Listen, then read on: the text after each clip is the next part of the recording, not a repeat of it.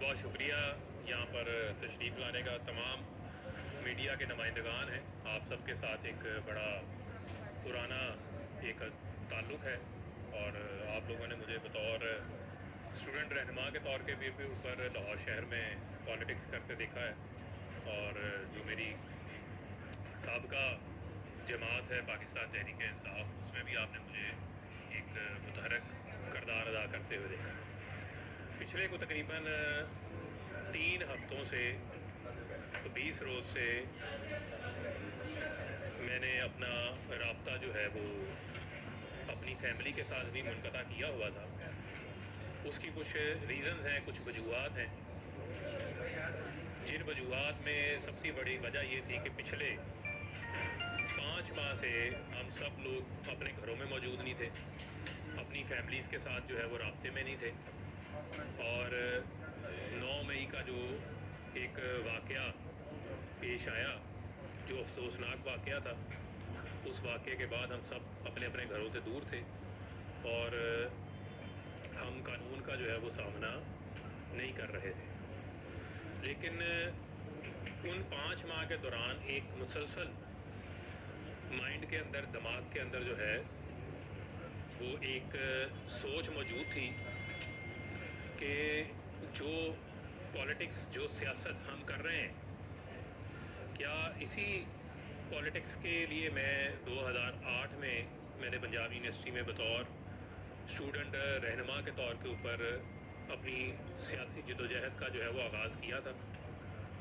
क्या पाकिस्तान, जिस पाकिस्तान को हम उस वक्त एक सोच लेकर आए थे कि उस वक्त के नौजवानों ने जो है वो मुल्क बनाने के लिए कायद-ए-आज़म मोहम्मद अली जिन्ना का साथ दिया था और एक मुतहरक रोल प्ले किया था, तो हम तो पाकिस्तान को हकीकी मानों में कायद-ए-आज़म का पाकिस्तान बनाने के लिए अपनी जद्दोजहद का हमने आगाज़ किया था। तो ये सवालात मुसलसल, इनके जवाब जो है वो मैं अपने आप से पूछ रहा था, क्योंकि जो आपकी सेल्फ अकाउंटेबिलिटी है, जो आपका खुद एहतसाबी का अमल है, वो बहुत ज़रूरी होता है। बाज़ औक़ात आप हालात और वाक़यात के तसलसल में, जज्बात में आप इतना आगे चले जाते हैं कि आप जो है वो हकीकत से बहुत दूर चले जाते हैं। और मैं भी उसी मरहले के अंदर, उसी जो है वो तज़ब्ज़ब का शिकार था। तो मैंने ये अपना एक टाइम टेकअप किया ताकि मैं अपना एक फ़ैसला कर सकूं। इसमें मेरी बहुत सारे ऐसे कुछ रूहानी लोग हैं, उन्होंने भी मेरी मदद की। कुछ मेरे मुखलिस दोस्त हैं, उन्होंने भी इसमें मुझे इस नतीजे पे पहुंचने पे मेरी जो है वो मदद की। ये कोई हमारी कोई ऐसी जंग नहीं है, ये कोई कुफर और इस्लाम की जंग नहीं है, बल्कि हम अपने ही मुल्क के अंदर जो हमारी एक डेमोक्रेटिक जमहूरी जो हमारी स्ट्रगल होनी चाहिए, उस स्ट्रगल से हटके हम मुल्क को वायलेंस की सतह के ऊपर ले आए। और जो हमारा मकसद था कि मुल्क को हमने कायद-ए-आज़म का पाकिस्तान बनाना है, वो कायद-ए-आज़म के पाकिस्तान से हम दूर हट गए। और मैं उस पर भी आऊँगा कि उसकी क्या वजूहात थी, क्या रीज़न्स थी। मसलन 9 अप्रैल को 2022 को वोट ऑफ नो कॉन्फिडेंस हो जाता है। वोट ऑफ नो कॉन्फिडेंस हुआ, सियासी गिमिक्स होती हैं, सियासत के अंदर गिमिक्स होती हैं। इमरान खान साहब ने भी की हैं, अगर किसी और ने भी की हैं, तो उन्होंने नो कॉन्फिडेंस हुआ आइनी तरीके से। आइन में मौजूद है कि आपके पास अगर अक्सरियत नहीं है तो आप वोट ऑफ नो कॉन्फिडेंस से आपको हटा दिया जाएगा। लेकिन उस वोट ऑफ नो कॉन्फिडेंस के बाद ना हमें चाहे इनसे बैठने दिया गया जो पार्टी के अहदेदारान थे, ना पार्टी के वर्करों को, ना ही जो पाकिस्तान की आवाम है। यानी कि एक जो मेरे मुताबिक, मेरी सोच के मुताबिक एक डेमोक्रेटिक स्ट्रगल होनी चाहिए थी कि ठीक है, आपको अगर 3.5 साल मौका मिला, आप हट गए हैं, आप आइनी तरीके से हटे हैं, आप इंतज़ार करें, आप इंतखाबात का इंतज़ार करें। इंतखाबात आएंगे, आपको मौका मिल जाएगा। लेकिन आपने जो रास्ता इख्तियार कर लिया, वो रास्ता आपने जो है वो पुरअमन मज़ाहमत की बजाय जो है वो आपने पुरतशद्दुद मज़ाहमत का रास्ता इख्तियार कर लिया, जो कि कम अज़ कम मेरे जैसे जो नौजवान हैं, جن کو عمران خان صاحب نے جب انصاف اسٹوڈنٹس فیڈریشن کی بنیاد رکھی جا رہی تھی، اور یہاں بہت سارے صحافی ایسے بیٹھے ہیں جن کو اس چیز کا علم ہے، انہوں نے ہمیں دیکھا ہے کہ ہم تو خود مار کھا لیتے رہے ہیں، لیکن ہم نے پرتشدد مزاحمت اختیار نہیں کی تھی. ہم پرامن پیغام اسٹوڈنٹس کو ممبرشپ کیمپس لگا کر یونیورسٹیز میں، ہاسٹلز میں ان کو دیا کرتے تھے.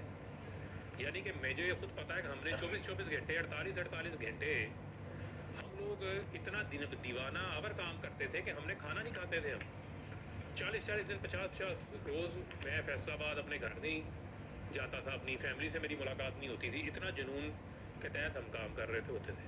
ہم تو 2008 میں اس وقت کام کر رہے تھے جب لوگ ہم سے پوچھتے تھے کہ پی ٹی آئی ہے کیا، آپ سے ممبرشپ لیں گے تو اس ممبرشپ کا ہمیں کیا فائدہ ہوگا. ہم نے دنوں میں یونیورسٹیز میں کام کرنا، رات کو جا کے لاہور کے ہاسٹلز کے اندر ڈور نوکنگ کر کے اسٹوڈنٹس کو ممبر بنانا، ان کو کنونس کرنا. لیکن اس وقت ہمارا پیغام کیا تھا؟ ہمارا پیغام تھا قائد اعظم کا پاکستان. ہمارا جو پیغام تھا وہ پیغام تھا نان وائلنٹ. جو پی ٹی آئی ہے، جو انصاف اسٹوڈنٹس فیڈریشن ہے، وہ نان وائلنٹ تحریک ہے. ایک F I R I S F کے اوپر نہیں ہے، کوئی ٹو کا ہم نے کبھی کوئی پرتشدد کارروائی کا حصہ ہی نہیں لیا تھا. لیکن اور اس کے بعد یہ 9 اپریل کے بعد کیا جو آگے کا مرحلہ ہے، اس مرحلے میں آپ نے لوگوں کو کیا پیغام دیا کہ آپ سڑکوں پہ نکلیں، آپ روڈز بلاک کریں، آپ مزاحمت کریں، آپ وائلنس کریں. اور اس وائلنس کے نتیجے میں ایک مسلسل مائنڈ سیٹ، ایک پیغام دیا جاتا رہا، جہاں پر جو انوسینٹ لوگ تھے وہ کلٹ فالوئنگ کے اندر ان کے مائنڈز کو جو ہے وہ ان کو ہائی جیک کیا گیا، اور ان کے دماغ میں مسلسل جو ہے وہ ایک جذبات بھڑکائے جاتے رہے کہ پتہ نہیں جو پاکستان کے ادارے ہیں وہ آپ کے خلاف کام کر رہے ہیں، وہ آپ کو پتہ نہیں پالیٹکس جو ہے وہ نہیں جو ہے وہ کرنے دینا چاہتے. مسلسل ایک نفرت کا جو پیغام تھا وہ بیج بویا جاتا رہا. جو وہ بات کرتے ہیں پروپیگنڈے کی، جو فتنے کی بات کرتے ہیں، وہ اصل فتنہ کیا ہے؟ وہ یہی ہے کہ آپ لوگوں کا 24 گھنٹے آپ ٹی وی پہ بیٹھ کے پیچھے پاکستان کا پرچم پڑا ہے. آپ لوگوں کو پاکستان کے اندر نواب زدہ نصر اللہ خان نے بھی تو پالیٹکس کی ہے نا. پاکستان کے اندر جو ہے بہت سارے لوگوں نے صبر کے ساتھ اپنے وقت کا، اپنی باری کا انتظار کیا ہے. آپ سے لوگ کیا ایکسپیکٹ کرتے ہیں؟ آپ کو سے لوگ یہ ایکسپیکٹ کرتے تھے کہ آپ انہیں لیڈ کریں، آپ انہیں پرامن جدوجہد کی طرف لے کے جائیں. وہ پرامن جدوجہد کا نتیجہ تھا کہ آپ ان کو اپنی سپورٹ کو بیلٹ پہ لے کے جاتے. آپ بیلٹ کی بجائے آپ کہہ رہے تھے کہ بلٹ کا راستہ اختیار کر لیں. بیلٹ کی بجائے آپ یہ کہہ رہے تھے کہ آپ اپنے ہی اداروں کے اوپر چڑھ دوڑیں. اور یہ ایک مسلسل مائنڈ سیٹ تھا. یعنی میں ایک مثال آپ کو دے دیتا ہوں، آپ لوگوں نے کور کیا ہے. 14 مارچ کا انسیڈنٹ تھا زمان پارک کا. 24 گھنٹے مزاحمت ہوتی رہی، تو سب بجائے کہ پولیٹیکل لیڈرز گھروں سے گرفتار ہوتے ہیں، ماضی میں بھی ہوئے ہیں، لوگوں نے سالہ جیل کاٹی ہے. اگر آپ نیلسن منڈیلا کی مثال دیتے ہیں، 28 سال اس نے جیل کاٹی ہے، تو نیلسن منڈیلا نے کیا جو ہے وہ ڈٹھا بردار فورسز بنا لی تھی؟ کیا آپ اپنی یوتھ کو یہ بتا رہے تھے کہ پٹرول پمپ بنا کے پٹرول پمپ جلاؤ؟ یا آپ پرامن طریقے سے اپنے پیغام کو اتنا اسٹرانگ کرتے ہیں، آپ جمہوری انداز سے چیزوں کو لے کے چلتے ہیں کہ آپ اپنا الٹیمیٹ ٹارگٹ جو ہے وہ اچیو کر لیتے ہیں. لیکن 14 مارچ کو بس ایک وارنٹ آیا نا، ایک عدالت نے بلایا، اگر آپ کو پولیس گرفتار کرنے آ گئی ہے، واٹ ایور، آپ اس کی ڈیٹیل میں نہ جائیں. آپ نے بظاہر بیگ بھی تیار کیا ہوا ہے، لیکن ساتھ میں آپ یہ بھی چاہ رہے ہیں کہ باہر لوگ مزاحمت بھی کریں. اور اس مزاحمت کے نتیجے میں کتنے لوگ املاک کو نقصان پہنچا، کتنے لوگ زخمی ہوئے، کتنے معصوم لوگوں کا نقصان ہوا، کسی بھی سائڈ سے ہوا. لیکن لیڈرشپ کی کیا ذمہ داری تھی؟ لیڈرشپ کی ذمہ داری تھی تدبر دکھانا. لیڈرشپ کی ذمہ داری تھی، عمران خان صاحب کی ذمہ داری تھی کہ وہ تدبر دکھاتے. عمران خان صاحب کی یہ ذمہ داری تھی، وہ ذمہ داری کا مظاہرہ کرتے، لیکن ذمہ داری کا مظاہرہ نہیں کیا. ان کو یہ تھا کہ لوگ میرے لیے باہر لڑیں. آپ کو تو یہ بھی نہیں پتا ہوگا کہ باہر کس کا سر پھٹ گیا، کس کی ٹانگ ٹوٹ گئی، کس کے ساتھ کیا ہوا. لیکن آپ کے لیے لوگ لڑیں، آپ نے گرفتار نہیں ہونا. اب اگر آپ کہنے کا مقصد یہ ہے کہ پھر مسلسل پیغام دیتے رہے مجھے آج پکڑنے آ رہے ہیں، مجھے کل پکڑنے آ رہے ہیں، مجھے آج پکڑنے آ رہے ہیں، کل پکڑنے آ رہے ہیں. کیسز کی جو بھی صورتحال ہے، کورٹ آف لا تو موجود ہے نا پاکستان کے اندر، پاکستان کے اندر عدالتیں بھی موجود ہیں. انہی عدالتوں میں جو باقی اس وقت کی اپوزیشن تھی جب ہماری حکومت تھی، انہوں نے بھی انہی کورٹوں میں اپنے کیسز کا سامنا کیا نا. ان کی ڈیٹیلز میں ہم نہیں جاتے، جیسا کیا ویسا کیا کیسے کیا، لیکن سامنا تو کیا نا. تو آپ کے پاس یہ راستہ تھا کہ آپ جب پاکستان ہے اس پاکستان میں آپ ڈنڈا اٹھا لیں. میں تو ڈنڈا اٹھانے کا مجھے تو آپ نے پیغام ہی نہیں دیا تھا، مجھے تو آپ نے یہ تربیت نہیں دی تھی. مجھے تو جس دن آپ نے کہا تھا یہ سب بنانی ہے تو آپ نے کہا تھا کہ اس وقت، اب میں نام نہیں لیتا تنظیم کا کیونکہ ان کو برا لگ جائے گا، کیونکہ بہت سارے لوگوں کو ابھی بھی بہت برا لگنا ہے، کیونکہ میں باتیں جو کر رہا ہوں وہ میں دل سے کر رہا ہوں اور یہ میرے جذبات ہیں، جو میری سوچ ہے اس کا میں اظہار کر رہا ہوں.